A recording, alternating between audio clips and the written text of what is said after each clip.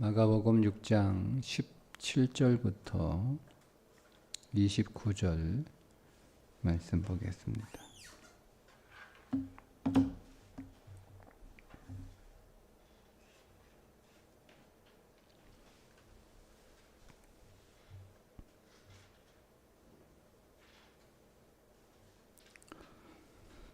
함께 읽습니다.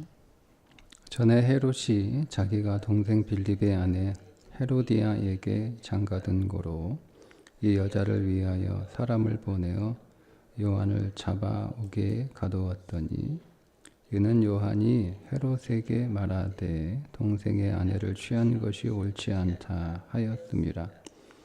헤로디아가 요한을 원수로 여겨 죽이고자 하였으되 하지 못한 것은 헤롯이 요한을 의롭고 거룩한 사람으로 알고 두려워하여 보호하며 또 그의 말을 들을 때에 크게 번민을 하면서도 달갑게 들음이러라.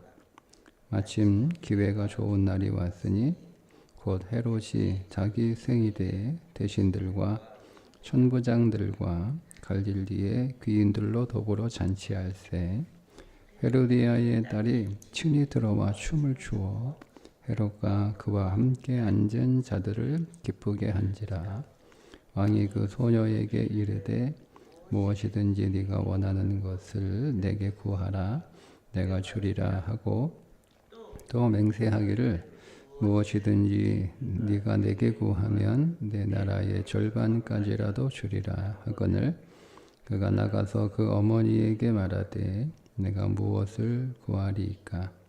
그 어머니가 이르되 세례 요한의 머리를 구하라 하니 그가 곧 왕에게 급히 들어가 구하여 이르되 세례 요한의 머리를 소반에 얹어 곧 내게 주기를 원하옵나이다 하니 왕이 심히 근심하나 자기가 맹세한 것과 그 앉은 자들로 인하여 그를 거절할 수 없는지라.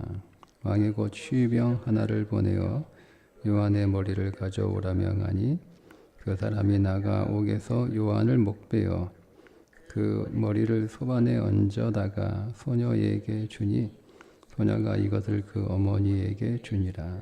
요한의 제자들이 듣고 와서 시체를 가져다가 장사하니라.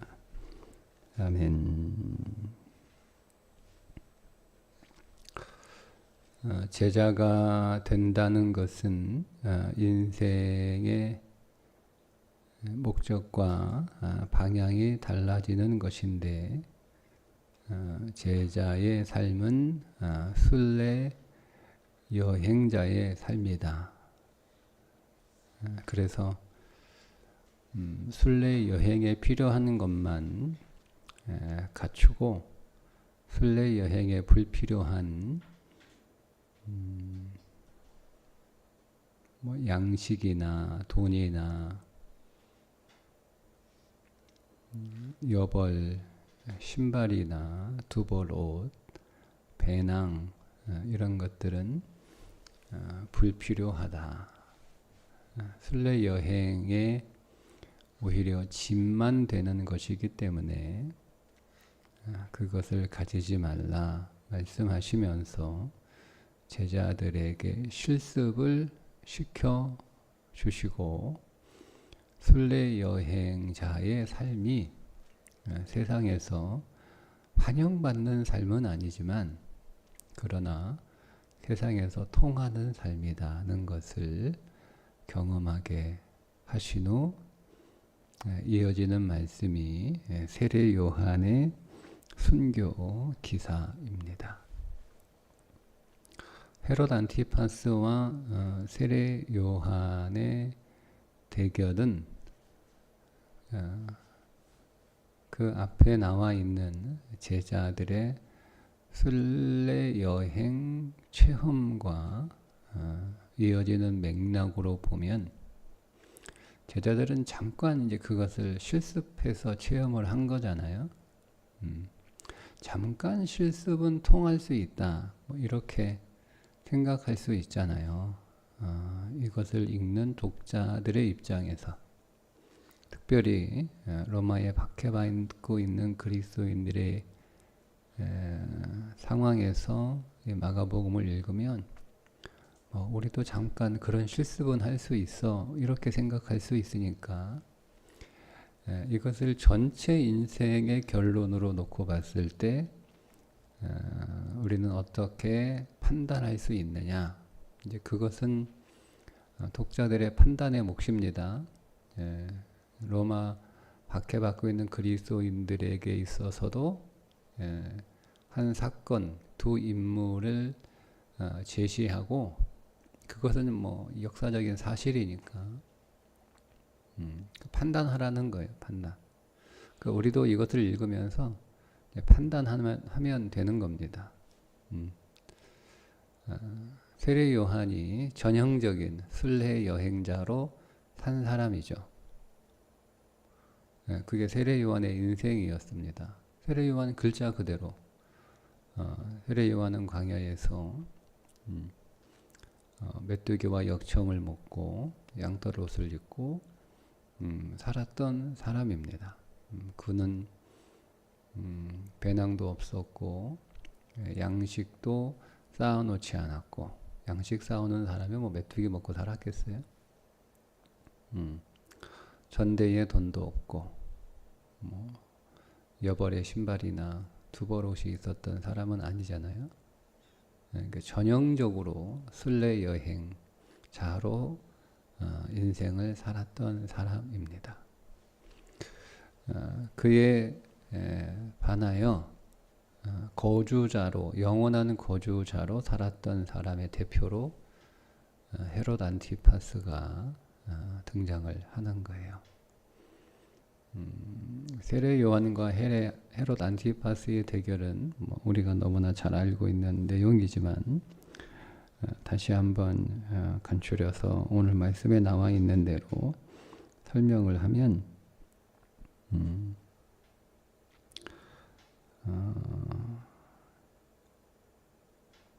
헤롯 안티파스, 그러니까 헤롯 대왕에게 아들이 많았어요. 한 아내의 아들이 아니고 여러 아내의 아들들이잖아요. 그래서 빌립 1세와 헤롯 안티파스는 이복 형제입니다. 근데 이 빌립 1세가 자기 조카와 결혼합니다. 그게 헤로디아입니다. 그런데 헤롯 안티파스가 빌립 1세의 집에 잠시 머물 일이 생겼어요.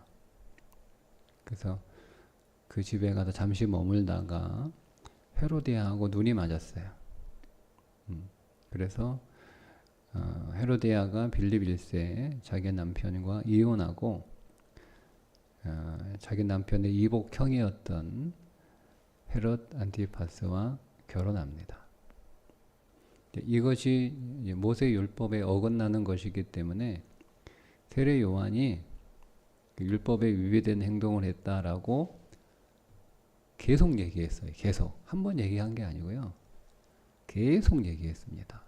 계속.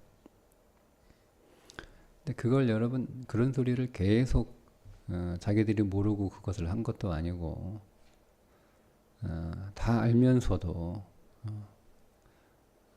인간의 욕망과 욕심, 이게 거주자의 삶이잖아요. 거주자의 삶은 전형적으로 남의 것을 뺏는 거예요. 이 땅에서 영원한 거주라도 살기 위해서 자원은 한정되어 있기 때문에 결국 자기의 욕심을 채우기 위해서는 남의 것을 빼앗는 수밖에 없거든요. 그 삶을 살아가는 대표자로 그래서 헤롯 안티파스가 등장을 합니다. 세례 요한이 그것을 계속 얘기하니까 듣기 좋은 소리도 한두 번인데 듣기 싫은 소리 한 번 한 것도 아니고 계속 얘기를 하니까 헤롯 안티파스가 잡아들였는데, 헤롯 안티파스는 기분은 나쁘지만 세례 요한에 대한 경외감은 있었어요. 경외감. 근데 헤로디아는 그런 게 전혀 없는 여자예요. 전혀 없는 여자예요. 그래서 그 안티파스에게 계속 종용을 한 거죠. 세례 요한 왜 가만히 두냐? 저거 빨리 죽여버려라. 혀를 확 뽑아버리면 내가 속이 시원하겠다. 이렇게 계속 얘기를 했을 거 아니에요. 이게 문맥상 그렇게 얘기를 하는 거예요. 그 20절이잖아요. 헤롯이 요한을 의롭고 거룩한 사람으로 알고 두려워하여 보호하잖아요. 보호하잖아요. 이게 여러분 말 이상하잖아요. 보호하는데 감옥에 왜 쳐넣어요? 그죠? 근데 그의 말을 들을 때에 크게 번민을 하면서도 달갑게 들음이라라. 번민이 무슨 얘기예요? 번민이. 옆에서 헤로데아가 계속 이제 세례 요한 죽이라고 하는 거예요. 그렇지만 두려워하면 두려워 경외하다는 뜻이잖아요. 경외하기 때문에 헤로디아의 말과 자기의 경외함 사이에서 계속 이렇게 죽이지 않고 계속 이렇게 그냥 감옥에 가둬두고만 있는 거죠. 그게 이제 보호하고 있다. 누구로부터? 그의 아내 헤로디아로부터 계속 보호하고 있다. 근데 계속 번민을 하고 있는 거예요. 번민을 하고 그냥 계속 이렇게 아내가 세례 요한 빨리 저거 없애버리라고 계속 밤낮으로 조르고 있으니까 자 그러던 차에 절호의 기회가 왔어요. 그 기회를 헤로디아와 살로메는 헤롯 안티파스의 친딸이 아니에요. 빌립 1세와 헤로디아 사이에서 낳은 딸이에요. 전 남편의 딸이거든요. 둘이 이제 작당을 하는 거죠. 그러면 이 헤롯 안티파스가 어떤 유형의 사람이었는지를 여기서 우리가 읽어낼 수 있는데, 이 사람은 체면이 굉장히 중요한 사람이에요. 체면이. 자, 그 사실을 너무 잘 알아요. 여러분, 영원한 거주자로 살아가는 삶의 특징이 남들한테 보여지는 것, 남들의 평가, 남들의 시선, 이게 굉장히 중요합니다. 그거를 이제 너무 잘 알고 있는 헤로디아가 이제 자기의 딸 살로메를 헤로디아 생일 잔치하는 그 장소에 들여보내는데 그냥 옷을 예쁘게 입고 아름다운 춤을 춘 정도가 아니고, 이제 역사학자들이 이제 이것을 설명을 하는데 거의 알몸으로 위에 그냥 실루엣 하나 싹 이렇게 걸쳐놓고 그렇게 초대도 하지 않고 예정에도 없었던 갑자기 들어가서 그 춤을 춘 거예요. 그러면 헤롯 안티파스의 입장에서 이게 사실 노예들이나 하는 짓이거든요. 그 당시에 무희들은 노예들이었으니까 하는 그런 일을 이 헤롯 안티파스가 자기의 잔치를 즐겁게 하기 위해서 살로메가 자기 친딸도 아닌데 자기가 친아버지도 아닌데 그렇게 자신을 희생하고 자신을 이렇게 깎아내려서 그렇게 큰 선물을 해주었다라고 생각을 하는 거잖아요. 이거를 우리가 좀 더 이해를 하기 위해서 그 왕후 와스디가 폐위되는 사건을 좀 연상하시면 비슷한 상황이에요. 잔치하는데 와스디 나오라고 그러니까 와스디가 못 나가겠다. 내가 그 술 취한 사람들 앞에 내가 거기 왜 나가서 왜 조롱과 모욕을 당하냐. 뭐 그애가 폐위가 됐잖아요. 그죠? 근데 이제 이 살로메는 부르지도 않았는데 그 아버지 잔치를 축하하고 또 아버지를 기쁘게 하기 위해서 자기 희생을 해서 들어온 거잖아요. 예? 그러니까 너무 고마운 거 아니에요. 내 딸도 아닌데 자기 친아버지도 아닌데 자기의 생일을 위해서 저렇게 자기가 희생을 하면서 자발적으로 이 잔치를 위해서 이렇게 스스로 희생하는구나. 그래서 두 번씩이나 감동을 해서 원하는 것을 내게 구하라 내가 주리라. 이렇게 두 번 얘기를 하잖아요. 그럼 이해가 되시죠? 와가지고 뭐 생일 잔치 때 아버지 생신 축하합니다 하고 동실 수 한 번 준 거 가지고 그게 뭐 얼마나 감동스러워서 이렇게 나라의 절반이라도 주겠다라고 두 번씩이나 얘기하나, 뭐 이렇게 여러분 우리가 읽혀지는데, 제가 드린 그게 역사학자들의 설명이니까 사실인지 아닌지 모르겠어요. 그러나 어쨌든 역사학자들이 그렇게 설명하고 있으니까 뭐 근거는 있어서 그렇게 얘기를 하겠죠. 그렇게 보면 이제 그게 이제 이 맥락이 이해가 되는 거예요. 여러분, 이 땅에서의 모든 우리를 기쁘게 하는 것들의 실체는, 살로메의 실체는 아직 드러나지 않았잖아요. 그죠? 그것의 실체는 드러난 게 아니에요. 그러니까 우리가 이 땅에서 우리를 기쁘게 하는 것, 영원한 거주자로서의 삶을 살 때 우리를 기쁘게 하고 우리를 만족하게 하고 우리를 감동시키는 것들의 실체는 보이는 것들이 아니에요. 그 실체는 숨겨져 있어요. 그거를 깨달아야 되는 거예요. 그것의 실체는 세례 요한을 살해하고자 하는 죽음의 의도를 가지고 있는 것이 살로메의 실체잖아요. 그러니까 우리가 영원한 거주자로서 잘 살기 위하여 우리가 쌓아놓는 것들의 실체는, 겉으로 보여지는 것은 우리를 즐겁게 하고 우리를 감동시켜주고 그런 것들처럼 보이지만 그것의 실체는 숨겨져 있는 것이다 하는 것을 오늘 이 말씀을 통해서 다시 한번 깨닫게 됩니다. 자, 24절에 이제 바로 나갑니다. 아버지가 나라의 절반이라도 주겠다 이렇게 이야기를 하니까 바로 나가죠. 바로 나가요. 24절에 나가서는 즉시 나갔다 이런 뜻이거든요. 나가서 누구한테 가요? 그의 엄마한테 가는 거예요. 헤로디아에게. 이게 다 둘이 작전한 거니까, 다 예상대로 되어지고 있는 거니까 급히 나가서 엄마한테 물어봐요. 엄마, 내가 뭐 구하리까? 그러니까 헤로디아가 세례 요한의 머리 이렇게만 얘기해요. 구하라는 우리가 붙여 쓴 거예요. 번역하면서. 두 번 생각도 안 하고 아주 짧게 세례 요한의 머리 이렇게. 그러니까 이미 다 그의 마음 안에 치밀하게 세워진 계획이에요. 보세요. 여기서 우리가 한 가지 더 발견하게 되는 게 뭐냐면, 하나님이 주시는 것은 선물입니다. 선물에는 요구하는 게 없죠. 그죠? 하나님이 주시는 것에는 하나님이 우리에게 주시고 그 주시는 선물 안에 어떤 요구가 없어요.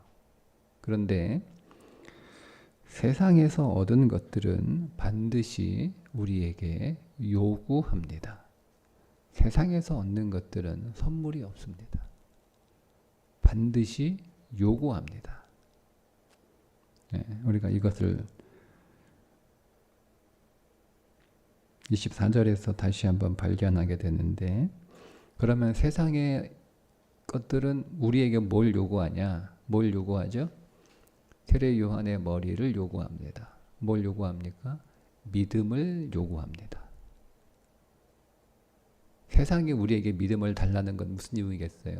하나님의 믿음이 달라는 것과 세상의 믿음이 달라는 건 다른 거잖아요. 우리의 믿음을 포기하게 하는 거예요. 우리의 믿음을 빼앗아 가는 거예요. 그게 세상의 것들이 요구하는 겁니다. 겉으로 보기에는 세상에 있는 것들이 우리를 기쁘게 하고 때로는 우리를 감동시켜주고, 그리고 나를 막 거기서 막 살로메가 막 그 아버지를 막 이렇게 높여주는 거잖아요. 많은 사람들 앞에서 확 높여주는 건데요. 나를 막 이렇게 드러나게 하고 나를 막 가치 있게 하고 나를 막 이렇게 높여주는 그 모든 세상의 것들은 반드시 우리에게 요구하는 게 있습니다. 우리의 믿음을 포기하라고 요구합니다. 그게 24절에서 우리가 묵상할 수 있는 내용입니다. 그래서 급히 들어가서 세례 요한의 목을 소반에 얹어서 내게 달라라고 간절히 원하게 되죠.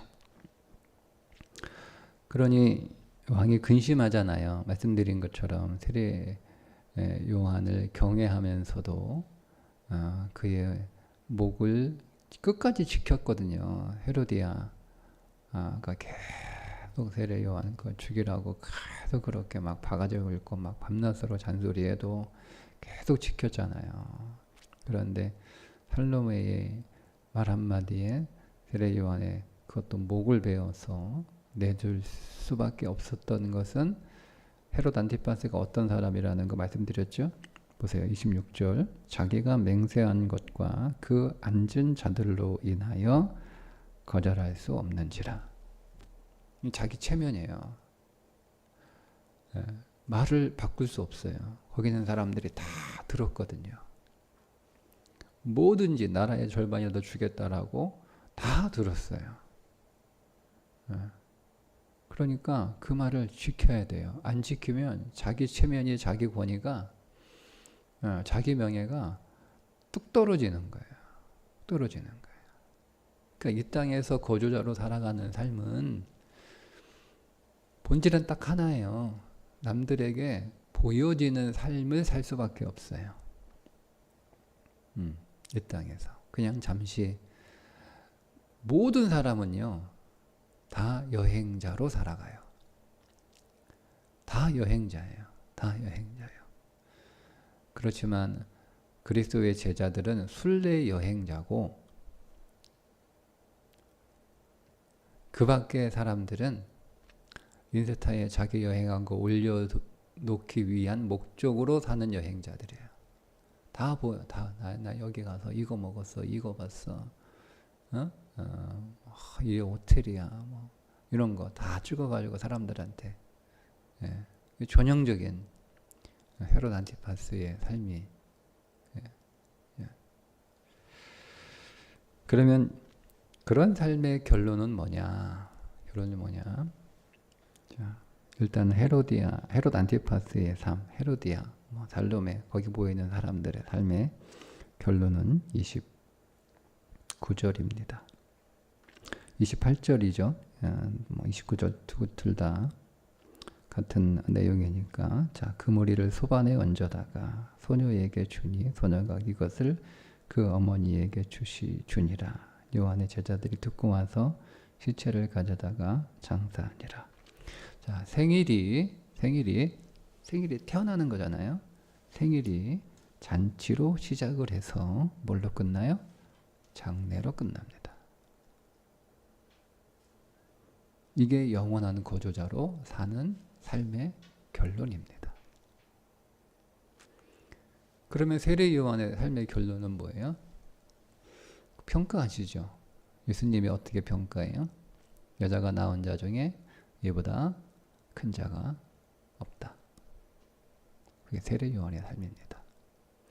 순례 여행자로 살아가는 삶의 결론은 예수님이 말씀하신 대로 가장 위대한 삶을 살아가는 것입니다. 자, 이거를 로마에 박해받고 있는 그리스도인들이 읽고 있는 거예요. 자기들이 지금 세례 요한의 처지에 있는 거죠. 로마 정부는 헤롯 안티파스, 그죠? 읽고 선택을 하는 거예요. 영원한 거주자로 살 것인가? 순례 여행자로 살 것인가? 선택하면 됩니다. 우리도 마찬가지입니다. 선택하는 겁니다. 그리스도인은 두 가지 앞에 서 있어야 되는데요. 하나는 하나님 앞에서 살아가야 됩니다. 또 하나는 역사 앞에서 살아가야 됩니다. 그런데 우리가 역사 앞에서 살아가려면 지난 역사를 알아야 됩니다. 역사는 반복되기 때문에 그렇습니다. 오늘 우리는 지난 역사 앞에 서 있습니다. 순례 여행자로 살았던 세례 요한의 삶과 영원한 거주자로 살았던 헤롯 안티파스, 우리 성경은 안디바라고도 하는데 그렇게 번역을 하는데 헤롯 안티파스, 역사적 두 인물의 삶을 우리는 봅니다. 우리는 그 앞에서 살아가야 되는 거예요. 선택은 우리가 하는 거죠. 순례 여행자로 살 것인가, 영원한 거주자로 살 것인가. 그런데 주님은 제자들에게 인생은 순례 여행이다. 제자가 되는 것은 순례 여행자로 살아가는 거다. 이렇게 말씀을 하셨습니다. 오늘도 저와 여러분의 삶이 하나님 앞에 서게 될 때 세례 요한이 받았던, 주님이 이렇게 말씀하시잖아요. 천국에서는 세례 요한이 어떤 사람이에요? 가장 작은 자예요. 이 땅에서는 여자가 낳은 자 중에 세례 요한보다 큰 자가 없어요. 근데 천국에서는 세례 요한이 가장 작은 자예요. 천국에서는, 하나님 나라에서는 세례 요한이 가장 작은 자예요. 그렇게 예수님이 말씀을 하셨습니다. 그것이 무슨 의미인지는 우리 각자가 알아서 자기 삶으로 해석하고 적용하시면 됩니다. 기도하겠습니다.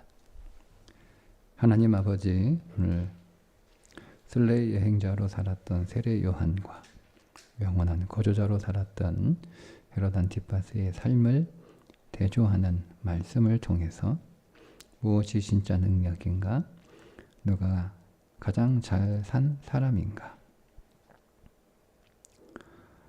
박해받고 있던 로마 그리스도인들이 이 말씀을 통해 그들이 선택했던 것처럼 우리도 이 말씀 앞에서 우리의 삶을 다시 한번 선택하고 결정합니다. 오늘 우리의 삶이 하나님 앞에서 생명이게 하시고, 오늘 우리의 삶이 역사 앞에서 옳은 삶이 되게 하여 주옵소서. 예수님의 이름으로 기도합니다.